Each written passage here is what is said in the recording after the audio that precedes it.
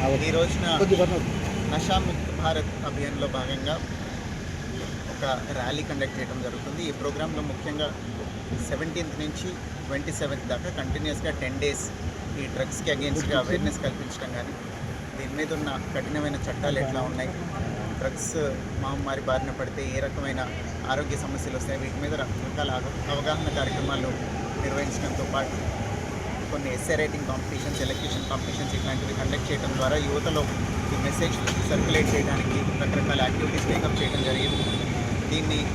దీనిలో కల్మినేషన్లో భాగంగా ఇవాళ rally in which all academic institutions, చుట్టుపక్కల ఉన్న విద్యా సంస్థల్లో ఉన్న యువత అందరూ పార్టిసిపేట్ చేస్తున్నారు. మెయిన్గా యువతని ఇంక్లూడ్ చేయడానికి రీజన్ ఏంటంటే, వాళ్ళందరూ పార్టిసిపేట్ చేసి మెసేజ్ ప్రాపగేట్ చేస్తే, because they are the future of our country, వాళ్ళందరూ ఈ మెసేజ్ క్లియర్గా అర్థం చేసుకొని అందరికీ సర్క్యులేట్ చేయడానికి ఉపయోగపడుతుందనే ఉద్దేశంతో ఇవాళ యువతని దీంట్లో భాగం చేయడం జరిగింది.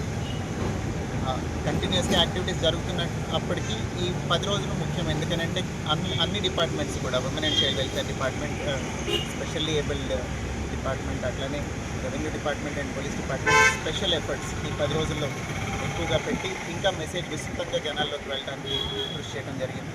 I thank Collector sir for supporting this initiative and being part of this, and I thank all the other departments which made this program possible.